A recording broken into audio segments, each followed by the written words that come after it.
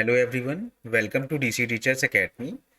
तो जैसा कि आप सभी को पता है कि पिछले वीडियो में हमने ज्योमॉर्फोलॉजी यानी भू आकृति विज्ञान के 50 प्रश्नों को डिस्कस किया था।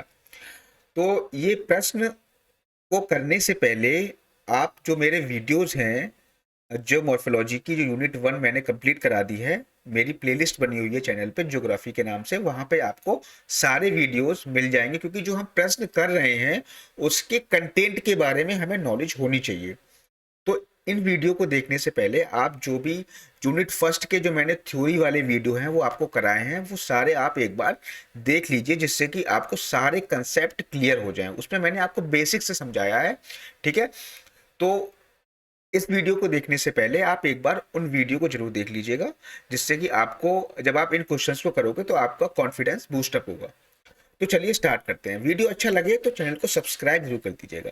तो क्वेश्चन नंबर 51 से स्टार्ट करेंगे अगेन हम, और यहाँ पे 100 तक के क्वेश्चंस को डिस्कस करेंगे, ठीक है। और ये जितने भी क्वेश्चंस हैं सारे प्रीवियस ईयर में आए हुए क्वेश्चंस हैं, कोई भी एक्स्ट्रा क्वेश्चन इधर उधर का नहीं है। सारे एनटीए ने पिछले ईयर के क्वेश्चंस जो भी मैं आपको करवा रहा हूँ, सारे एनटीए के यूजीसी नेट की जो परीक्षा होती है उसमें पूछे गए हुए क्वेश्चन है, ठीक है। तो क्वेश्चन नंबर 51 है, the direction of a horizontal line on an inclined rock strata is known as strike. ध्यान रखना, हॉरिजेंटल लाइन जो होती है वो स्ट्राइक होती है किसी भी इंक्लाइंड रॉक पे, ठीक है। और डिप और स्ट्राइक जो होती है, हमेशा ध्यान रखना, एक दूसरे के परपेंडिकुलर होती है। अगर डिप और स्ट्राइक की बात करूं तो ये क्या होंगी, एक दूसरे के परपेंडिकुलर होंगी। अगला क्वेश्चन है, एक्सेसिव फोल्डिंग रिजल्ट इन। तो देखो मैंने फोल्डिंग और फोल्डिंग आपको पढ़ाई हुई है। तो अगर हम एक्सेसिव फोल्डिंग हमारी हो जाती है तो उससे क्या हो जाता है, नेपी का फॉर्मेशन होता है, यानी ऑप्शन नंबर यहाँ पे सी करेक्ट होगा, ठीक है। नेपी क्या है ये मैंने आपको बताया हुआ है वीडियो में।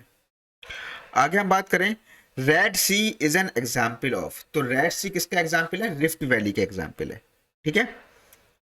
तो यहाँ पे आप देख सकते हो इस डायग्राम में, ये आपकी यहाँ पे दिखेगी अरेबियन प्लेट, यहाँ पे आपकी अफ्रीकन प्लेट है, और बीच में जो आपको रेड सी दिखेगा ना, तो यहाँ पे रिफ्ट वैली बनी हुई है। यहाँ पर जो है अरेबियन प्लेट और अफ्रीकन प्लेट के बीच में रिफ्ट वैली बनी हुई है, उसी में पानी जो भर गया है उसी को हम रेड सी कह देते हैं। अगला जो क्वेश्चन है, when endogenetic forces act horizontally from the opposite direction causing compression and tension, the resultant landform is a large dome shaped structure, the process is called. तो देखो यहाँ पर क्या है, दो फोर्स हॉरिजेंटली एक्ट कर रहे हैं from the opposite direction, opposite direction से हॉरिजेंटली एक्ट कर रहे हैं, तो इससे क्या होगा, आपका एक डोम शेप्ड की आकृति बनेगी, उसको हम वार्पिंग कहते हैं, ठीक है। उसको हम क्या कहते हैं, वार्पिंग कहते हैं, ठीक है। अगला जो क्वेश्चन है, which one of the following fault has a greater risk of landslide. तो जो सबसे ज्यादा जो रिस्क होता है लैंडस्लाइड का वो रिवर्स फॉल्ट में होता है, ये चीज आपको ध्यान रखनी है, ठीक है। आगे हम बढ़े तो अगला क्वेश्चन है, the San Andreas fault is an example of. San Andreas fault मैंने आपको प्लेट टेक्टोनिक थ्योरी में पढ़ाया हुआ है। तो एक ये आपकी ट्रांसफॉर्म बाउंड्री का एग्जांपल होता है, तो यहाँ पे फॉल्ट भी जो हो जाएगा वो ट्रांसफॉर्म फॉल्ट हो जाएगा, ठीक है। अच्छा, सैन एंड्रियास फॉल्ट किस किस प्लेट के बीच में होता है, आप नीचे कमेंट करके बताइए, क्योंकि मैंने आपको प्लेट टेक्टोनिक थ्योरी पढ़ाई हुई है। San Andreas fault represent which one of the following. तो यहाँ पे कौन सी प्लेट मार्जिन होती है, बेनी ऑफ जोन होता है, या कंस्ट्रक्टिव प्लेट मार्जिन होती है, या डिस्ट्रक्टिव प्लेट मार्जिन होती है, कंजर्वेटिव प्लेट मार्जिन होती है। तो कंजर्वेटिव प्लेट मार्जिन को ही हम ट्रांसफॉर्म प्लेट बाउंड्री कहते हैं। तो यहाँ पर राइट आंसर जो होगा वो कंजर्वेटिव प्लेट बाउंड्री होगा। बहुत बार पूछा गया ये आपका, इस बार भी 2023 वाला जो पेपर था दिसंबर का उसमें भी आया था, ठीक है। तो सैन एंड्रियास फॉल्ट जो है ट्रांसफॉर्म बाउंड्री या कंजर्वेटिव प्लेट मार्जिन का एग्जाम्पल होता है। Which one of the following features of form due to tectonic forces. Tectonic forces के कारण कौन सा फीचर फॉर्म होता है, हैंगिंग वैली, या आपकी यू शेप्ड वैली, या आपकी ब्लाइंड वैली, या रिफ्ट वैली। तो टेक्टोनिक फोर्सेस के कारण जो आपका रिफ्ट वैली फॉर्म होता है, ठीक है। San Andreas fault is a transform fault, ये आपको आप कई बार पढ़ चुके हो और अभी भी कई बार 2-3 बार रिपीट हो गया क्वेश्चन ये। तो अगला क्वेश्चन है, which one of the following is strongly presumptive of fault line scrap.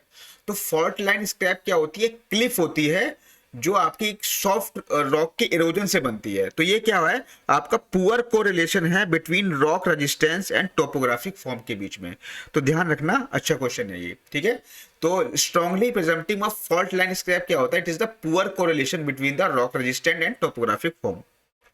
अगला क्वेश्चन है which one of the following is strongly presumptive line fault line is scrap. तो देखो ये फिर से आपका रिपीट हो गया है, 2014 में रिपीट हुआ है, इसके अलावा 2016 में भी इसको रिपीट किया गया है। तो क्वेश्चन आपके कई सारे रिपीट होते हैं, ठीक है। तो अगला क्वेश्चन है proper sequence of Wilson cycle is. तो देखिए यहाँ पर विल्सन साइकिल से आपका प्रश्न पूछा गया है, लेकिन विल्सन साइकिल अगर आपके सिलेबस में देखें तो कोई भी जो है सिर्फ दो साइकिल मेंशन है, डेविस साइकिल और पैंक साइकिल ऑफ इरोजन। हालांकि विल्सन साइकिल से पूछ लिया है तो हम इसको सॉल्व करेंगे, इसको समझेंगे पहले, ठीक है। तो इसको सॉल्व करने से पहले इसको समझते हैं, क्योंकि जो विल्सन साइकिल है वो दी गई थी टूजो विल्सन के द्वारा, और उन्होंने इसमें आपकी 6 स्टेजेस बताई थी। तो उन स्टेजेस के बारे में हम पढ़ेंगे। तो यहाँ पे हम एक डायग्राम के माध्यम से इसको समझेंगे। तो यहाँ पे आपको डायग्राम दिख रहा होगा विल्सन साइकिल का। तो इसकी जो सबसे पहली स्टेज है वहाँ पे क्या होता है, तो स्टेज 1 आपको ये दिख रही होगी, ये आपकी स्टेज 1 है। इस स्टेज में क्या होगा, इस स्टेज में सबसे पहले continental rift when it breakup. तो यहाँ पे इसमें क्या होगा, डाइवर्जेंस होगा। ये वाली प्लेट इधर मूव करेगी, ये वाली प्लेट इधर मूव करेगी, और यहाँ पे बीच में क्या बन जाएगी, एक रिफ्ट वैली बन जाएगी, ठीक है। जैसे रिफ्ट वैली बनी थी, जैसे आपका मैंने बताया था रेड सी जो एग्जाम्पल है वो रिफ्ट वैली का एग्जाम्पल है। तो जैसे ये प्लेट इस तरफ मूव की, ये इस तरफ मूव करी, तो बीच में रिफ्ट वैली बन गई। तो यहाँ पे क्या भर गया आकर के, यहाँ पे आपका वाटर भर जाएगा। तो यहाँ पे वाटर भर गया, ठीक है। तो ये हो गई सेकंड स्टेज। बीच में क्या बन गया, आपका ओशन बन जाएगा, ठीक है, ओशन बन जाएगा। देखो तो सेकंड स्टेज क्या कह रही है, as spreading continues and ocean opens passive margin cool. तो यहाँ पे जो ये मार्जिन है इसे हम कहते हैं पैसिव मार्जिन, और यहाँ पे क्या होते हैं, ये ठंडे हो जाते हैं, सेडिमेंट एक्यूमुलेट, यहाँ पे सेडिमेंट जो है इकट्ठे हो जाते हैं। अब देखो होगा क्या, यहाँ पे क्या होगा, एक तो बीच में बन गई भाई ओशनिक प्लेट, एक बीच में बन गई आपकी, एक बनी ओशनिक प्लेट, और यहाँ पे ये बन गई कॉन्टिनेंटल प्लेट, और ये वाली भी क्या बन गई, कॉन्टिनेंटल प्लेट बन गई। अब क्या होगा, इन दोनों में मोशन होगी। जब मोशन होगी, ये वाली प्लेट इस तरफ मूव करेगी, ये वाली प्लेट इस तरफ मूव करेगी। तो होगा क्या, बीच वाली जो प्लेट है वो हमारी ओशनिक प्लेट है, और ओशनिक प्लेट की डेंसिटी ज़्यादा होती है, इसीलिए ओशनिक प्लेट कॉन्टिनेंटल प्लेट के नीचे जाएगी। तो यहाँ पे आपको दिख रहा होगा, यहाँ देखो इस डायग्राम में, ये ओशनिक प्लेट नीचे जा रही है, और ये आपकी कॉन्टिनेंटल प्लेट है, ये आपके ऊपर आ रही है। तो यहाँ पर आपकी क्या बनेगी, यहाँ पर आपकी एक मिड ओशनिक रिज बनेगी। तो यहाँ पे आपके वॉल्केनो निकलेंगे, यहाँ पे वॉल्केनो बनेगा, ठीक है, कई सारे वॉल्केनोज बनेंगे। तो यहाँ पे आपके सेडिमेंट यहाँ पे जमा होते रहेंगे, ठीक है। और यहाँ पर भी आपका ट्रेंचेस बनेंगी, ठीक है, क्योंकि मैंने बताया आपको, प्लेट टेक्टोनिक थ्योरी पढ़ाई थी, जब ओशनिक प्लेट कॉन्टिनेंटल प्लेट के नीचे जाती है तो वहाँ पर क्या बनता है, वहाँ पर आपके ट्रेंचेस का निर्माण होता है, ठीक है। अब यानी ये वाली प्लेट इस तरफ मूव कर रही है, ये वाली प्लेट इस तरफ मूव कर रही है। अब जब ये दोनों प्लेट इस तरफ मूव करेंगी तो होगा क्या, यहाँ पर जो है वो माउंटेन्स फॉर्म होने लगेंगे, धीरे धीरे क्या बनेंगे, माउंटेन्स बनने लगेंगे, ठीक है। तो यहाँ पे 4 में दिख रहा है terrain accumulation, terrain accretion from the sedimentary wedge weld material to the continent. तो यहाँ पर जितना भी मटेरियल होगा यहाँ पर क्या हो जाएगा, एक्यूमुलेट हो जाएगा। अब फिर अगली जो स्टेज आएगी, स्टेज 5 में क्या होगा, दोनों प्लेटें जब आपस में मिल जाएंगी तो यहाँ पर बीच में क्या बन जाएगा, यहाँ पर आपका माउंटेन बन जाएगा। और माउंटेन उसके बाद में क्या होगा, माउंटेन का धीरे धीरे इरोजन होगा। अगेन जो है यहाँ पर आपका एक प्लेन, एक तरीके से माउंटेन इरोड होकर के यहाँ पे प्लेन्स बन जाएंगे, ठीक है। जब प्लेन्स बन जाएंगे फिर से क्या होगा, इन दोनों में दोनों प्लेटें में क्या होगा, डाइवर्जेंस होगा। डाइवर्जेंस होगा, फिर से यहाँ पे सी ओशन बन जाएगा, ओशन बनेगा तो यहाँ पे 3 प्लेटें होंगी, तो यहाँ पे सबडक्शन होगा, सबडक्शन होगा तो वॉल्केनो बनेंगे, वॉल्केनो बनेंगे तो यहाँ पे मलबा इकट्ठा होगा, सेडिमेंट इकट्ठे होंगे तो यहाँ पे जम जाएंगे। अब दोनों प्लेटों में कौन सी गति चालू हो जाएगी, कन्वर्जेंस गति चालू हो जाएगी, कन्वर्जेंस मोशन चालू हो जाएगी। कन्वर्जेंस मोशन चालू हो जाएगी तो यहाँ पे क्या बनेगा, यहाँ पे आपका जो भी सेडिमेंट इकट्ठा हुआ था तो यहाँ पे क्या बना लेगा, आपके माउंटेन बन जाएंगे। माउंटेन फिर से इरोड होंगे तो अगेन प्लेन बन जाएगा। तो इस तरीके से एक साइकिल चलती रहती है। तो इसको हम एक तरीके से और समझेंगे, अभी एक डायग्राम से और समझेंगे। देखिए अगला जो डायग्राम है यहाँ पे समझिए कि तो जो पहली स्टेज है वो हम इसको कहते हैं एम्ब्रियोनिक स्टेज। इसमें क्या होती है, कॉन्टिनेंटल प्लेट बनती है, यानी इसको हम भ्रूणावस्था कहते हैं नॉर्मली, आप ये समझ लीजिए। दूसरी अवस्था जो आती है वो है जुवेनाइल। जुवेनाइल में क्या होता है, डाइवर्जेंस स्टार्ट हो जाता है, बीच में ओशनिक रीज बन जाती है। तीसरी स्टेज आती है मैच्योर, तो यहाँ पर आपका एक पूरा ओशन बन जाता है। चौथी स्टेज होती है डिक्लाइनिंग। डिक्लाइनिंग में क्या होता है, यहाँ पर आपकी जो ये आपकी होगी कॉन्टिनेंटल प्लेट, ये आपकी होगी ओशियनिक प्लेट। तो यहाँ पर आपका सबडक्शन होता है, तो यहाँ पर ट्रेंचेस का निर्माण होता है, और ट्रेंचेस बनेंगे तो यहाँ पे आपके वॉल्केनोज बनेंगे। वॉल्केनोज बनेंगे तो उसका मलबा निकलेगा, मलबा क्या होगा, इकट्ठा होगा, सेडिमेंट इकट्ठे होंगे, ठीक है। और फिर उसके बाद में इनमें चालू हो जाएगा डाइवर्जेंस। डाइवर्जेंस होगा तो ये दोनों प्लेटें एक दूसरे की तरफ मूव करेंगी, तो बीच में जो मलबा होगा वही उठ करके क्या बन जाएगा, यहाँ पे माउंटेन बन जाएगा, जिसको हम कहते हैं सचरिंग। फिर माउंटेन का इरोजन होगा, फिर से आपकी इनिशियल स्टेज आ जाएगी कॉन्टिनेंटल प्लेट। तो इतना आप समझ गए ना, साइकिल समझ रहे हो। तो पहली स्टेज क्या, embryonic, juvenile, mature, declining, terminal and Sachar, ठीक है। यहाँ पर भी देख लेते हैं, चलो इस डायग्राम से समझ लेते हैं। यहाँ पे पहली स्टेज है एम्ब्रियोनिक। एम्ब्रियोनिक में क्या होता है, अपलिफ्टमेंट होता है, ठीक है। अपलिफ्टमेंट होगा तो जैसे आपकी जो है ईस्ट अफ्रीकन रिफ्ट वैली यहाँ पे जो बनी थी, यानी यहाँ पे रिफ्ट वैली बनेगी। रिफ्ट वैली बन जाएगी तो यहाँ पे जो पानी भरेगा आकर के दूसरी स्टेज में, तो यहाँ पे डाइवर्जेंस स्टार्ट हो जाएगा, ठीक है। डाइवर्जेंस स्टार्ट होगा मतलब स्प्रेडिंग हो रही है, दोनों प्लेटें इस तरफ मूव कर रही हैं, तो यहाँ पे पानी आके भर गया, तो यहाँ पे रेड सी बन गया, ठीक है। अब यहाँ पे देखो थोड़ा सा, अगर थोड़ी सी रिफ्ट वैली में पानी भर गया तो उसको हमने सी कह दिया। अगर ये बहुत ज़्यादा ओपन हो गई, यानी मैच्योर स्टेज में ये बहुत ज़्यादा ओपन हो जाती है, बहुत ज़्यादा ओपन हो जाएंगी और स्प्रेडिंग होगी, ठीक है। कम स्प्रेडिंग में पानी भरा है तो सी बन गया, बहुत ज़्यादा स्प्रेडिंग हो जाएगी तो यहाँ पे ओशियन बेसिन बन जाएगी। क्या बन जाएगी, ओशियन बेसिन यहाँ पर बन जाएगी, ठीक है। तो यहाँ पे क्या बन गई, ओशन बेसिन बन गई। उस ओशन बेसिन को हमने कह दिया अटलांटिक ओशन, और आर्कटिक ओशन जो है वो इसी से बने थे। इसके बाद इसकी आती है डिक्लाइनिंग स्टेज। इनमें क्या हो जाता है, कन्वर्जेंस चालू हो जाता है। कन्वर्जेंस चालू होता है, यहाँ पे सबडक्शन होता है।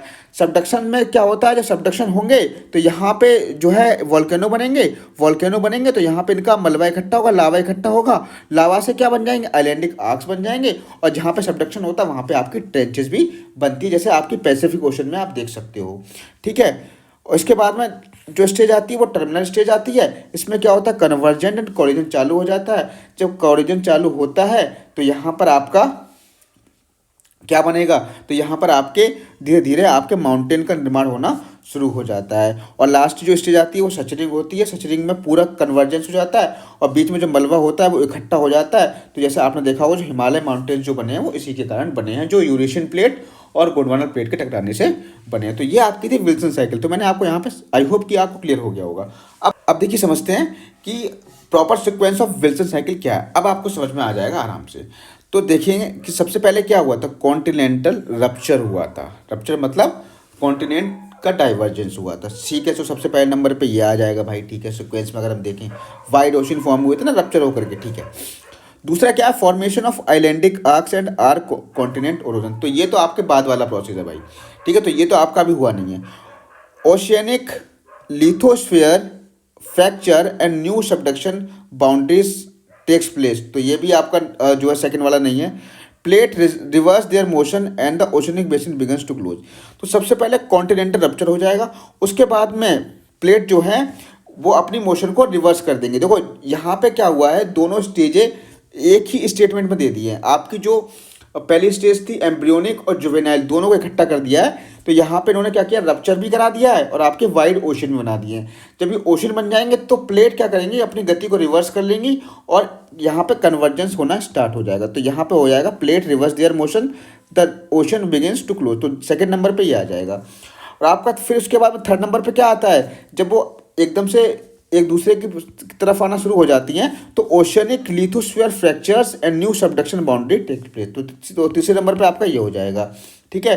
और फोर्थ नंबर पे क्या आपके बनेंगे, आइलैंडिक आर्क्स बनेंगे। और 5 नंबर पे आपका क्या बन जाएगा, कॉन्टिनेंटल सचर हो जाएगा। सचर जो है आपका बिल्कुल लास्ट वाला था ना, मैंने आपको बताया था। तो ऑप्शन नंबर यहाँ पे 2 करेक्ट होगा, ठीक है।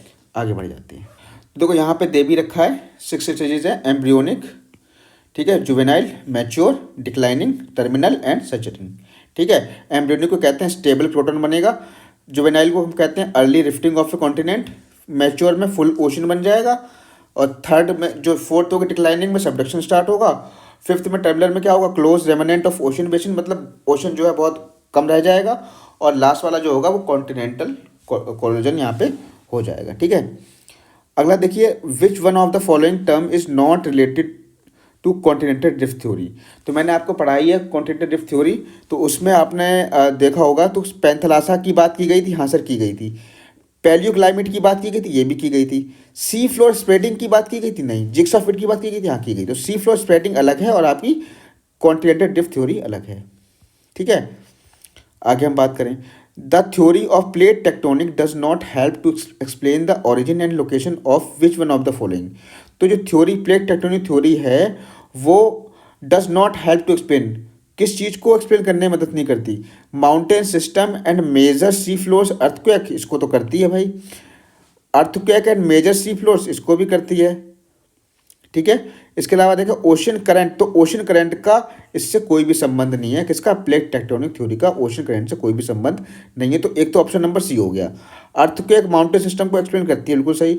अर्थक्वेक को भी जो है प्लेट टेक्टोनिक थ्योरी एक्सप्लेन करती है, तो ओनली आपका ऑप्शन नंबर सी हो जाएगा। तो ऑप्शन नंबर सी यहाँ पर क्या हो जाएगा, राइट आंसर हो जाएगा, ठीक है। आगे हम पढ़ें, अगला क्वेश्चन है, the process in which one plate slides beneath another plate is zone of convergence. तो यहाँ पे एक प्लेट दूसरी प्लेट के नीचे जो स्लाइड होती है उसको क्या जोन ऑफ कन्वर्जेंस कहते हैं, हाँ बिल्कुल सही बात है, जोन ऑफ कन्वर्जेंस कहते हैं। एंड सेकेंड स्टेटमेंट है, sea floor spreading becomes more prominent along the zone of convergence. तो यहाँ पर आपका ये गलत होगा, मतलब सी फ्लोर स्प्रेडिंग में जोन ऑफ कन्वर्जेंस था ही नहीं। सी फ्लोर स्प्रेडिंग बताती है डाइवर्जेंस को, एक प्लेट इस तरफ मूव की, एक प्लेट इस तरफ मूव की, और बीच में क्या बनेगा आपका, मिड ओशनिक रिज बनेगी। तो ये कन्वर्जेंस को तो बताती नहीं, तो ऑप्शन नंबर सेकंड आपका गलत हो जाएगा। ये गलत है, ये सही है। तो ऑप्शन नंबर कौन सा आपका, सेकंड वाला सही होगा। Statement 1 is correct and statement 2 is false, ठीक है। आगे हम बात करें, अगला है, drift theory of Wegener was postulated mainly to explain which one of the following. तो ड्रिफ्ट थ्योरी जो थी वैगनर की, was postulated mainly to explain which one of the following. तो यहाँ पे किसके लिए जो है ये एक्सप्लेन की गई थी, किसको एक्सप्लेन करती है। तो ice age and glacial movement को एक्सप्लेन करती है आपकी, नहीं। आइस एज से इसका कोई मतलब नहीं है कॉन्टिनेंटल ड्रिफ्ट थ्योरी का। जियोलॉजिकल सिमिलरिटी से हाँ इसको तो करती है, मैंने आपको बताया भी था, पढ़ाया है आपको। Distribution of landforms and ocean floors की जो लैंडफॉर्म का डिस्ट्रीब्यूशन कैसा है उसको एक्सप्लेन करती है, नहीं, ये भी आपका गलत है, ठीक है। मेजर क्लाइमेटिक चेंजेस, हाँ क्लाइमेटिक चेंजेस को यहाँ पर ही एक्सप्लेन करती है, ठीक है, क्योंकि आपके जो भी इसके जो प्रूफ थे वो आपके क्लाइमेटिक चेंजेस से रिलेटेड थे। तो आपका ऑप्शन नंबर 2 करेक्ट हो जाएगा, ठीक है।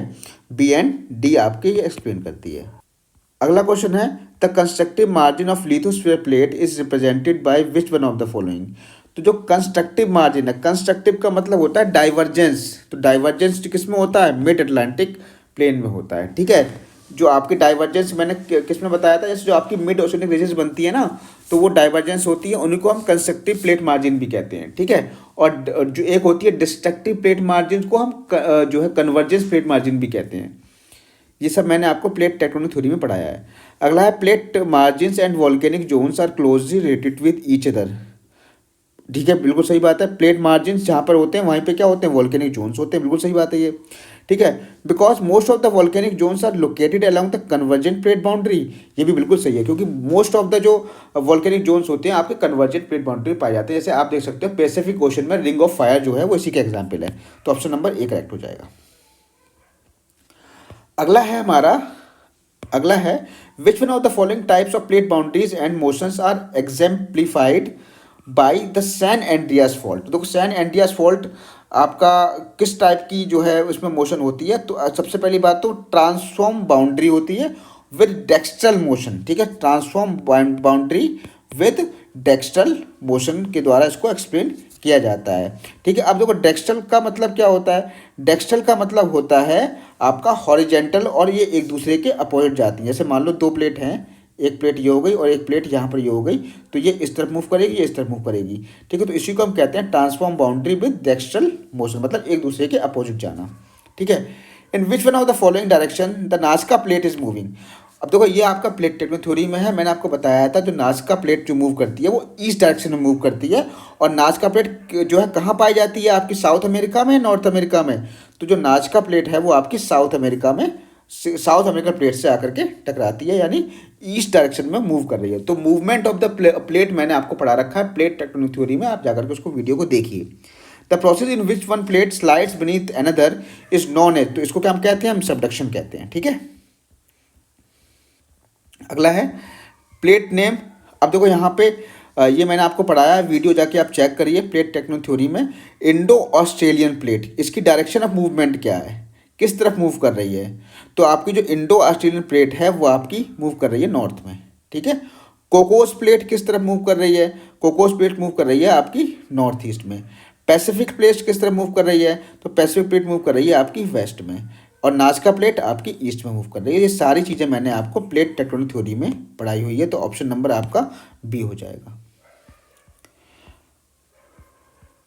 अगला देखिए, which one of the following mountain is form due to convergence of one oceanic and one continental plate. तो एक ओशनिक प्लेट है और एक कॉन्टिनेंटल प्लेट है, तो इससे कौन से माउंटेन बने हुए हैं? तो जब वो आपके एंडीज माउंटेन्स हैं, ठीक है। एंडीज माउंटेन आपके देखोगे तो ये आपके साउथ अमेरिका में वेस्ट कोस्ट पे पाए जाते हैं। तो ऑब्वियस सी बात है कि ये आपके कॉन्टिनेंट ओशनिक प्लेट के कन्वर्जन से बने होंगे, ठीक है। अगर आपको उनकी लोकेशन भी पता है ना तो भी आप बता दोगे।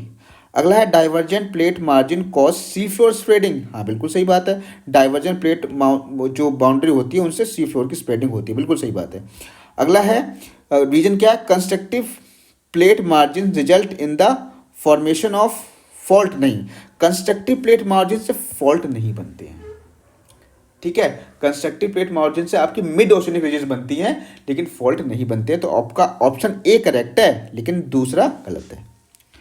आगे हम बढ़ें, देखो ये सब चीज़ें आपको तभी समझ में आएंगी जब आप मेरे वीडियोस देखोगे, ठीक है। सारे वीडियोस मैंने पढ़ाए हुए हैं तो आपको सारी चीज़ें वहाँ पे कंसेप्ट आपके क्लियर हो जाएंगे। Which one of the following are evidence in favour of the continental drift theory. तो मैंने बताया था आपको, एक तो जिग्शा फिट है, ठीक है। ट्रांस करंट फॉल्ट से, फॉल्ट से कोई मतलब ही नहीं है। फॉसिल से मतलब था, कन्वेक्शन एंड मेंटल इससे कोई मतलब नहीं है। तो ऑप्शन नंबर ए और सी आपको यहाँ पे करेक्ट हो जाएगा। तो सारे ही पढ़ा रखे हैं, सारी चीज़ें पढ़ाई हुई हैं। Which one of the following form due to the tectonic forces. Tectonic forces से क्या क्या बनता है? आपकी रिफ्ट वैली बनती है, हाँ सर बनती है बिल्कुल। रिफ्ट वैली यहाँ से जो है टेक्टोनिक फोर्सेज से ही आपकी बनती है। तो हैंगिंग वैली नहीं, सुपर इम्पोज वैली नहीं, एंटीसीडेंट वैली नहीं। तो आपका ऑप्शन नंबर ए करेक्ट हो जाएगा। What are the evidences in favour of the continental drift theory. तो मैंने बहुत बार पढ़ाया है आपको। एक तो आपका जिग्सा फिट भी है, फॉसिल्स भी है, ये आपका नहीं है। तो ऑप्शन नंबर आपका ए और थर्ड वाला करेक्ट हो जाएगा। तो जिसमें भी होगा वो ऑप्शन नंबर सी में है, ठीक है। आगे हम बढ़े, the theory of plate tectonic does not help to explain the origin and location of which one of the following.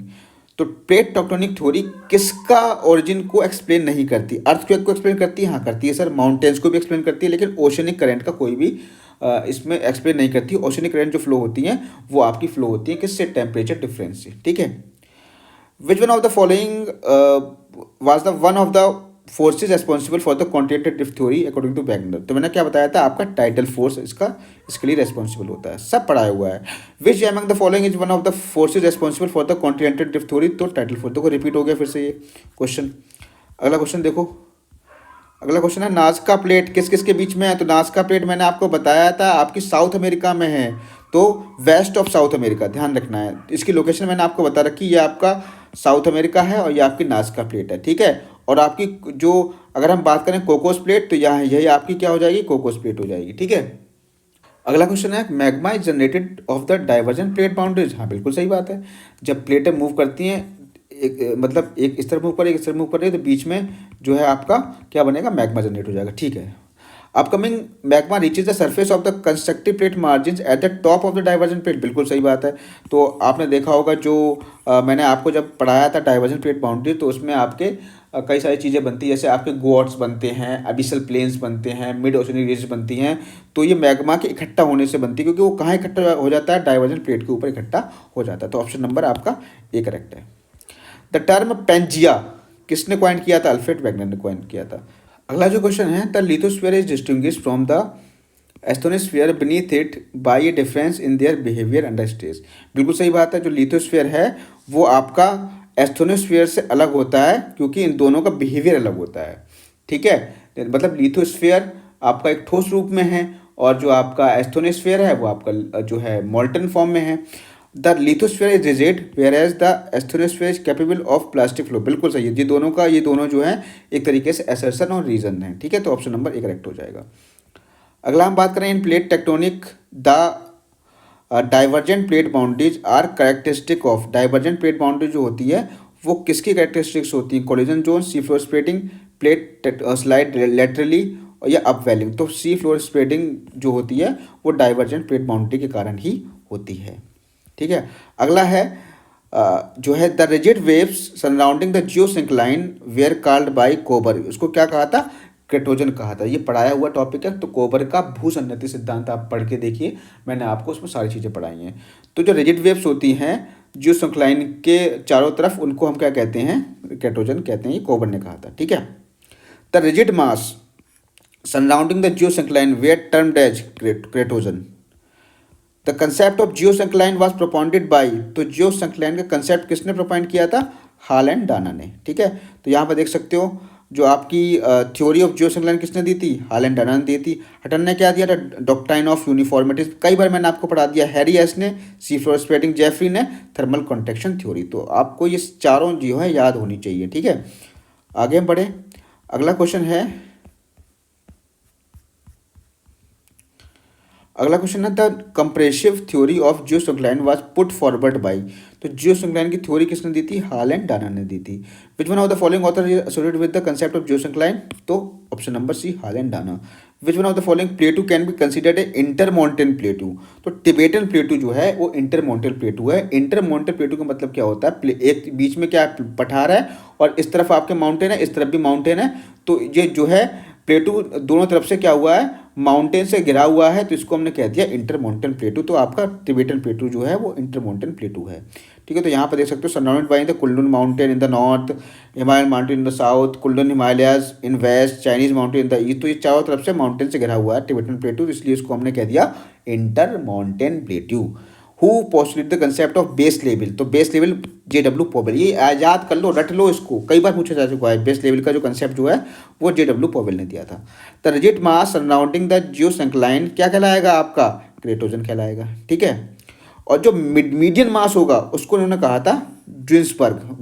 वो भी मैंने आपको पढ़ाया है, आप जाकर के वीडियो देखिए। जो आपका सराउंडिंग मास होता है उसको क्रेटोजन, जो बीच में होता है मास उसको ड्यूइसबर्ग का है। ठीक है, तो a narrow block elevated between two form normal fault is called. अब देखो, जो यहाँ पे टू नॉर्मल फॉल्ट के बीच में जो एलिवेटेड ब्लॉक होता है उसको हम क्या कहते हैं? होस्ट कहते हैं। तो जो खड़ा हुआ भाग होता है उसको हम होस्ट कहते हैं, और जो धंसा हुआ भाग होता है उसको हम ग्रेबन कहते हैं। ठीक है, which one of the following forces responsible for the syncline formation? Syncline formation के लिए कौन सा फोर्स रेस्पॉन्सिबल होता है? तो क्रस्टल कंप्रेशन रेस्पॉन्सिबल होता है। ठीक है, क्रस्टल कंप्रेशन। ठीक, तो मैं ये आपको कब समझ में आएगा? जब आप थ्योरी ऑफ जियोसिंक्लाइन पढ़ोगे, मैंने आपको पढ़ाया हुआ है, उसको पढ़ो तब आपको समझ में आएगा। ठीक है, इसमें मैं एक्सप्लेन करूंगा तो ये वीडियो बहुत बड़ा हो जाएगा। अगला देखिए, which one of the following are characterized by stratovolcano? तो स्ट्रेटोवोल्केनोस क्या होते हैं? जिनमें आपकी बहुत सारी लेयर्ड होती हैं। ठीक है, तो एक तो सबसे पहली बात तो इसमें बेसाल्टिक मैग्मा होता है बिल्कुल। Involves interlayered strata. Interlayer strata तो नहीं, इसमें इंटरलेयर्ड स्ट्रेटा नहीं होता है। ठीक है, magma is gassy and highest viscous. ये बिल्कुल सही है, मैग्मा जो होता है वो गैसी होता है, हाईएस्ट विस्कस होता है। ठीक है, तभी तो आपकी लेयर्स बनेंगी। तो इसमें इंटर लेयर नहीं बनती हैं, आउटर लेयर बनती हैं। ठीक है, magma emerges under low pressure, बिल्कुल यहाँ पे गलत है, तो ऑप्शन नंबर यहाँ पे तीसरा करेक्ट हो जाएगा। अगला जो क्वेश्चन है, which one of the following sources carbon is release? इनमें से किस सोर्सेज में जो है कार्बन रिलीज होता है? तो सबसे पहली बात तो देखिए, हम वॉल्केनिक इरप्शन, इसमें होता है आपका carbon release. Combustion of fossil fuels में भी होता है, लैंडस्लाइड में नहीं होता, ओपन माइनिंग में नहीं होता। तो आपके ऑप्शन जो है यहाँ पे दोनों सही होने चाहिए। तो यहाँ पर आपका ऑप्शन ए एंड बी यहाँ पे क्या हो जाएगा? करेक्ट हो जाएगा। अगला देखिए, Aleutian island are a site of volcanic eruptions. Aleutian island जो है वो वॉल्केनिक इरप्शंस की साइट है, यहाँ है, क्योंकि जो एल्यूशन आइलैंड बने हैं वो आपके वॉल्केनिक इरप्शन से ही बने हैं। ठीक है, ये कहाँ पड़ेंगे आपको? ये आपके पैसिफिक ओशन के नॉर्थ में मिलेंगे आपको। ठीक है, convergent plate margins are the sites of volcanic eruptions. बिल्कुल सही बात है, जो कन्वर्जेंट प्लेट बाउंड्रीज है वहाँ पर आपके वॉल्केनिक इरप्शन आपके ज़्यादा मिलेंगे, और जो एल्यूशन आइलैंड हैं वो आपके कन्वर्जेंट प्लेट बाउंड्री से ही बने हुए हैं। तो ऑप्शन नंबर यहाँ पे ए करेक्ट हो जाएगा। अगला देखिए, which one of the following option best describe the world distribution of active volcanoes? World में जो है एक्टिव वॉल्केनो को डिस्ट्रीब्यूशन को कौन सा ऑप्शन आपका डिस्क्राइब करता है? They are found in association with old eroded mountain system. बिल्कुल गलत है, क्योंकि आपके एक्टिव वॉल्केनोज है ना, दे अकर इन रिवर फ्लड्स, गलत है। They are associated with old eroded mountain chain. देखो एरोडेड माउंटेन का कोई मतलब ही नहीं है इसका। They lead to form chains around the ocean basin, बिल्कुल सही बात है। जो आपके एक्टिव वॉल्केनोज हैं, जैसे आपने देखा होगा रिंग ऑफ फायर जो बनी हुई, पैसिफिक रिंग ऑफ फायर बनी हुई है, तो वहाँ पर जो है वो जो एग्जाम्पल है आपका एक्टिव वॉल्केनोज का है। तो they lead to form chains around ocean basin. तो यहाँ पर हमने 100 क्वेश्चन कंप्लीट कर लिए। वीडियो बहुत बड़ा हो जाएगा अदरवाइज। फिर हम अगेन अभी हमारे लगभग 3 वीडियोज और आएंगे इसके, ठीक है। तो 250 क्वेश्चंस आएंगे जो मॉर्फोलॉजी की यूनिट से, एक भी चीज़ें आपकी नहीं छूटेगी। अगर आपने ये 250 क्वेश्चंस कर लिए तो मैं ये गारंटी देता हूँ कि अगर आपका जो मॉर्फोलॉजी से क्वेश्चन आता है तो एक भी क्वेश्चन आपका एग्जाम में नहीं छूटेगा, ठीक है। बस आप मेहनत करते रहिए इसी तरीके से, और चैनल को लाइक जरूर कर दीजिएगा, और जितने भी आपके फ्रेंड्स हैं उनके साथ शेयर करिए, सब्सक्राइब कराइए। मिलेंगे नेक्स्ट वीडियो में। Thank you, have a nice day.